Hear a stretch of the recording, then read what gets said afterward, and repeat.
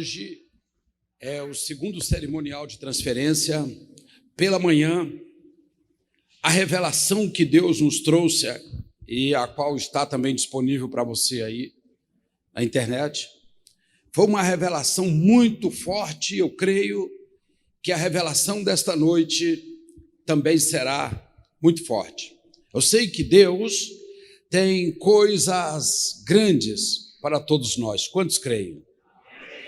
Primeiro eu vou fazer uma oração abençoando o pão e o suco, para que os irmãos tenham liberdade de manusear os elementos. E depois eu vou ler a palavra do Senhor que está em Mateus 26, 17. Você pode ir localizando a mensagem aí, Mateus 26, 17. Oramos em favor do pão e em favor do cálice neste momento. Faço um tabernáculo aqui, fazendo uma cobertura neste momento. Eleve isso. Pai querido, Pai amado, oramos e entregamos ao Senhor os asmos do Senhor, os quais estão aqui e foram preparados unicamente para este momento. Pedimos ao Senhor que esta luz maior, que este dom excelente, possa descer do Pai das luzes aqui nesta noite e abençoar, ó Deus, esses elementos, de forma que eles recebam aqui a internalização do Senhor através do sangue e do corpo de Jesus Cristo. Pedimos a tua bênção neste momento para a glória do teu nome. Amém. E viva ao Senhor. Mateus 26, 17.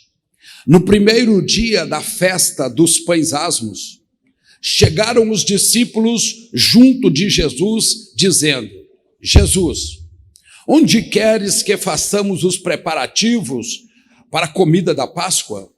E disse ele: ide à cidade, e um certo homem dizei: o mestre diz, o meu tempo está próximo, e na tua casa celebrarei a Páscoa com os meus discípulos.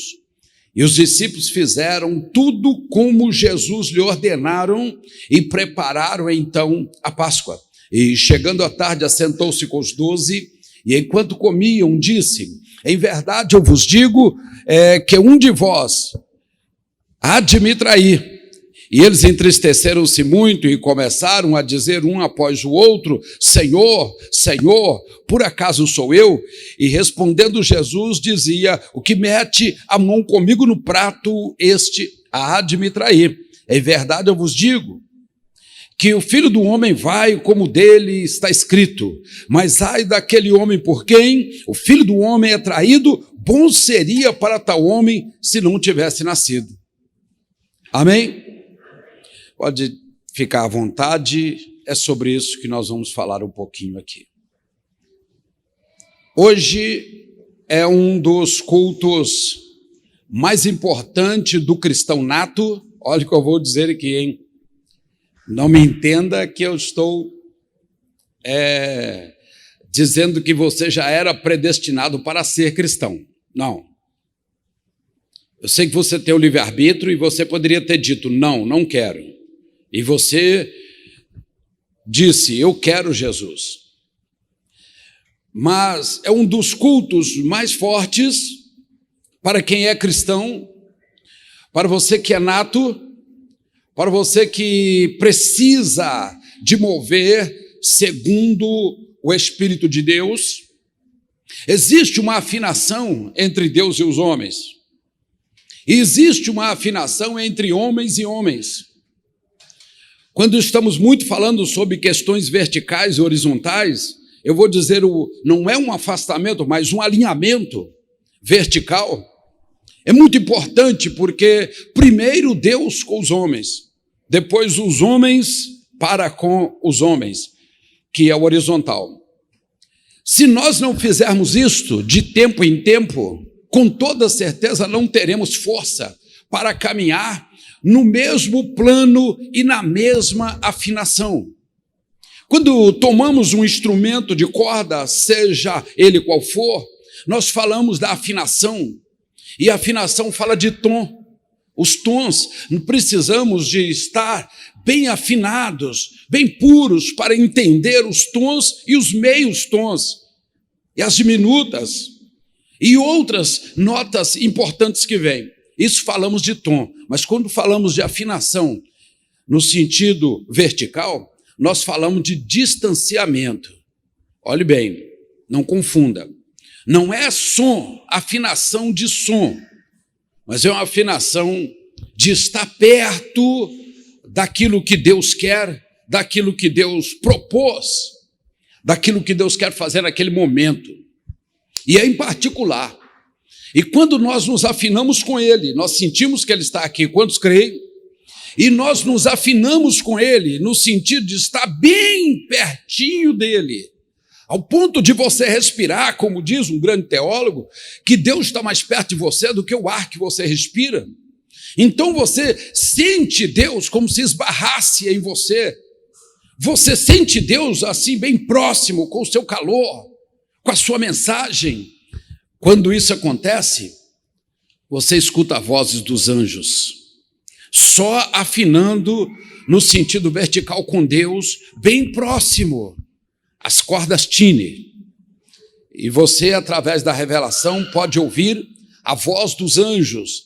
A voz dos anjos, tanto louvando, como foi louvado aqui, mas eles louvam com mais intensidade, sempre exaltando o eterno e chamando santo, santo, santo, é o Senhor, e com toda reverência. Mas você pode escutar naquele momento as vozes dos anjos também, que fala com você, diretamente com você. Deus pode trazer isso, como Ele próprio pode trazer a revelação ao seu coração. Eu entendo isso. A uns 500 a 700 metros de distância da porta de Sião, portão principal da entrada de Sião, no alto do monte. E os discípulos assim, porque a festa já estava em curso, ao primeiro dia, já havia começado algumas horas a festa. E eles chegaram de Betânia por Betfagé, e os discípulos falaram: Jesus, para que não sejamos tomados de muita pressa, de correria, porque as coisas de Deus não podem ser assim, onde queres que façamos os preparativos para a Páscoa? A mais de 700 metros, o Senhor direcionou os seus olhos, que não havia um contato visual, porque uma grande muralha de pedra, e a distância também. Jesus diz: entra na cidade, encontrará um homem carregando um cântaro de água, segui-o. E quando parar, diz para ele 3 palavrinhas, ele vai entender o resto. Diz para ele assim: o mestre diz. Começa com 2 pontos e termina com 2 pontos. Nosso português. O mestre diz. E ele vai entender tudo e diz para ele que o tempo é chegado e que é este o momento que precisamos, é a casa dele que nós vamos usar. E a Bíblia diz que esta revelação, afinadinha, como eu disse aqui, eles estavam muito próximos, eles sabiam passo a passo do que estava descendo do reino para eles. Eles entenderam porque a coisa mais bonita que existe dentro ou em meio ao falar de Deus é o não questionar. Ah, pastor, então eu perco a bênção muito, porque eu sou uma pessoa extremamente questionadora.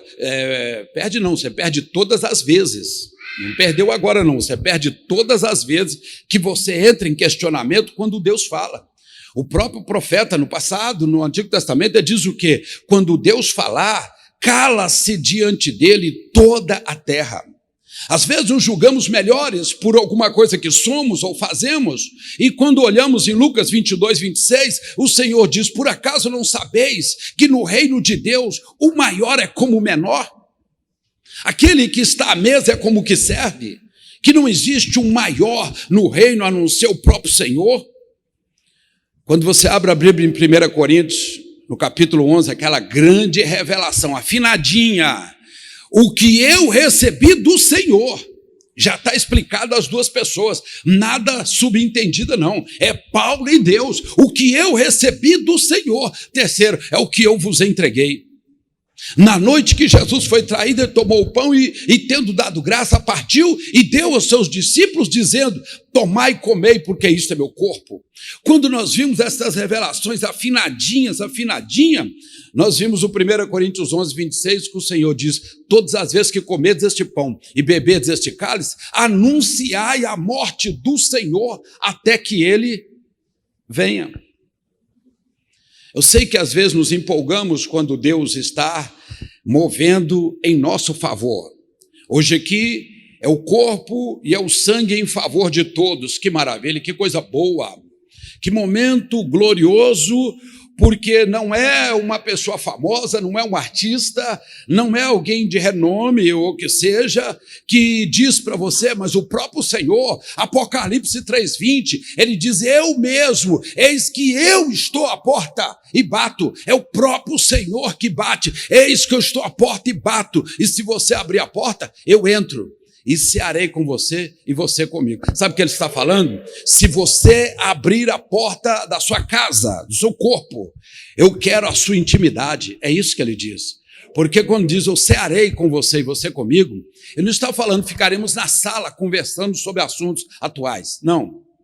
Ele diz: cearei, quero ir para a cozinha, para o local íntimo da casa. Eu quero que você abra toda a tua casa. Eu quero assentar com você e você comigo. E naquele momento nós estaremos falando sobre o reino. O próprio Senhor diz: eis que eu bato. Foi por isso que o apóstolo João, no capítulo 6, versículo 53 em diante, ele diz: aquele que não comer da minha carne e não beber do meu sangue, este tal não tem parte comigo. Pastor, mas eu tenho, porque eu sou bom, porque eu faço isso, porque eu sou aquilo. O Senhor diz: aquele, olha bem, deixou aberta para todos, que não comer da minha carne, não beber do meu sangue, este tal não tem parte comigo. Porque em Lucas 22, ele próprio diz: virão do Oriente, do Ocidente, do Norte e do Sul, e se ajuntarão à mesa, em busca de tocar no sagrado. Hoje nós temos aqui o segundo sacramento. Oh, que maravilha, pastor, que bênção. O segundo sacramento, ele internaliza. De manhã eu disse isso, que mais de 500 a 700 anos antes de Moisés, a prática de internalizar divindade em algum alimento já era a prática diária dos servos de Deus, porque não conheciam o Senhor da forma que nós conhecemos hoje.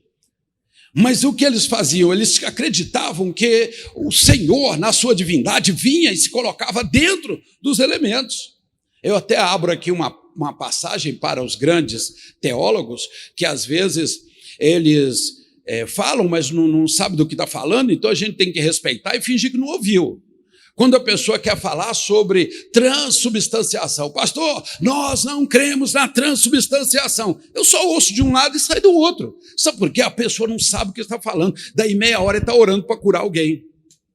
Peraí, mas se você tem fé para orar que Deus cura, é uma transubstanciação, porque é a mudança de substância. A pele, o corpo, o tecido que está apodrecido ou está enfermo, vai se tornar um tecido puro, curado. Então as substâncias mudaram, houve uma transubstanciação com toda certeza. Mas quando olhamos para o pão asmo e olhamos para o suco da vide, às vezes queremos colocar esta palavrinha que nem sabemos do que se trata como uma barreira de entendimento para muitos leigos e para muitos que são estudados. Por quê? Você coloca a palavra, mas não explica.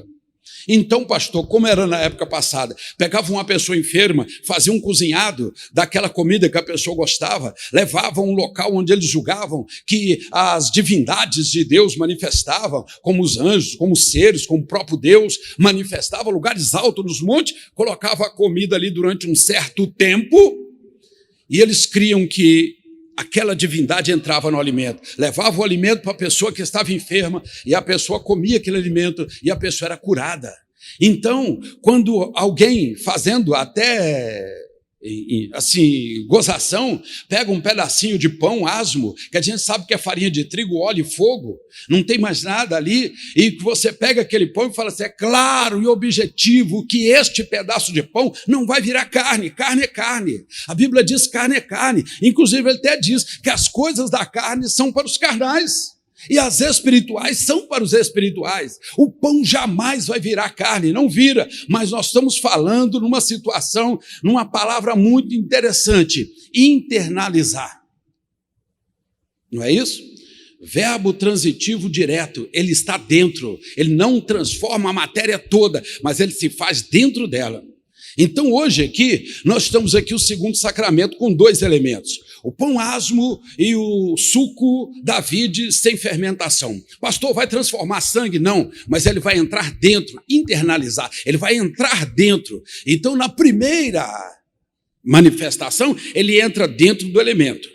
A segunda manifestação, você come o elemento e ele entra dentro de você. É por isso que ele diz: aquele que não comer da minha carne, não beber do meu sangue, não tem parte comigo. É muito mais espiritual do que uma festinha de distribuição de suco e pão. É muito mais espiritual do que nós podemos pensar. É por isso que os pregadores, assim como eu mesmo, me empolgo muito. Eu não me empolgo em congresso pregando para 10 mil pessoas. Não, aquilo ali a gente sabe que é só oba-oba. Não vai haver conversa, não há espiritualidade, não vai haver batismo com o Espírito Santo. Está todo mundo pensando em gravar alguma coisa para fazer uma live e jogar no campo da internet.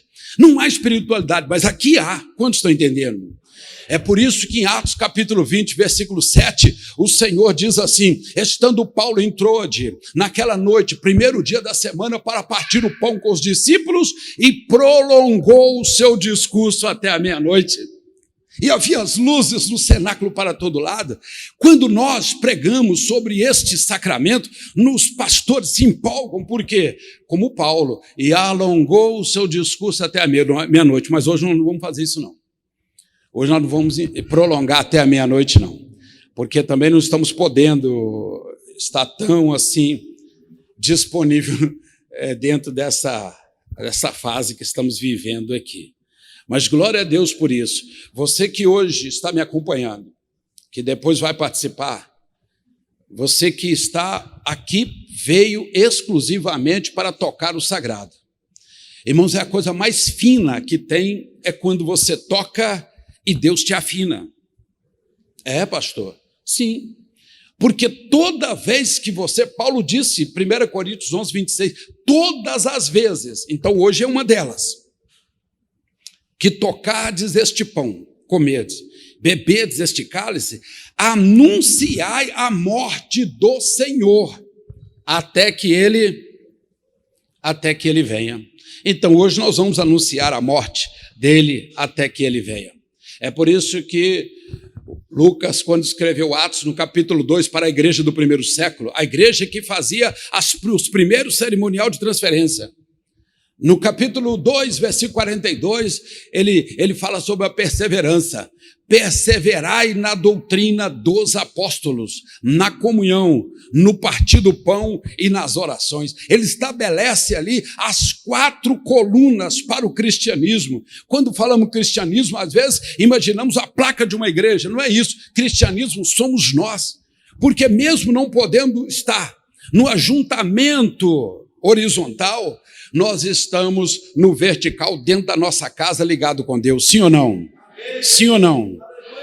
Por isso o Paulo disse assim: existe o cálice da bênção e o cálice da maldição. Por acaso o pão que foi abençoado por nós não é o corpo do Senhor? E o cálice que foi abençoado por nós não é o sangue do Senhor? 1 Coríntios 10, 16, não é isso? Então ele faz uma pergunta para nós. Irmãos, hoje estamos aqui, aquele dia da revelação de Jesus, ela está repercutindo por mais de 2000 anos, fininha, sem ter interferência nenhuma. Encontraram o homem parou e falou assim: tudo bem, shalom, shalom. O mestre diz, os olhos dele já abriu e ficou olhando para ele. O mestre diz: é chegada a hora, e ele precisa da sua casa. Ele vos mostrará um local que já está pronto, um local que há 3 dias antes já estava pronto. Não sei se esse homem tinha família, se a família era grande ou não, mas ele preparou uma Páscoa que desse pelo menos para 13 ou 14 pessoas, porque Jesus chegou com os 12, e na Páscoa não podia sobrar nada. Mas Jesus, se colocando na mesa, ele para e fala assim: alguém vai tentar me impedir. Eu tenho uma missão. mas alguém vai tentar me impedir hoje aqui. Alguém vai me trair. Aí eles ficaram todos em silêncio.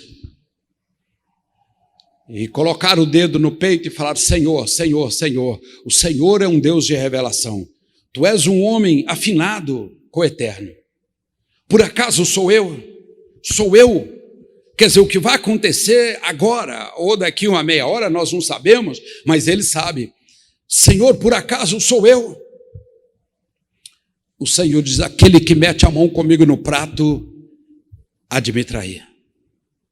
Mas o mais importante aqui é imaginar você no alto de um grande prédio, com uma corda bem esticada, e você diz: eu vou atravessar para o outro lado, e você começa.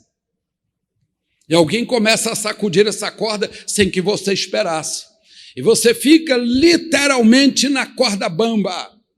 E você fica, às vezes, guiado de um lado para o outro, segundo as circunstâncias.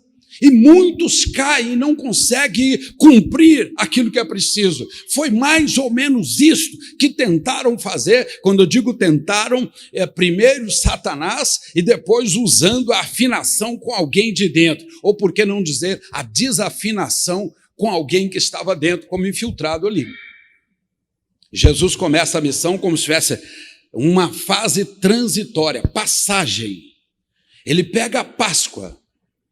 E com a Páscoa ele modifica a Páscoa sem modificar os elementos e faz o cerimonial de transferência. Ele tira 2 elementos e se coloca de peito aberto no local desses elementos que são o cordeiro. Ele diz: eu sou o cordeiro. As ervas amargas, ele diz: eu sofro por todos que estão e pelos que vão nascer ainda.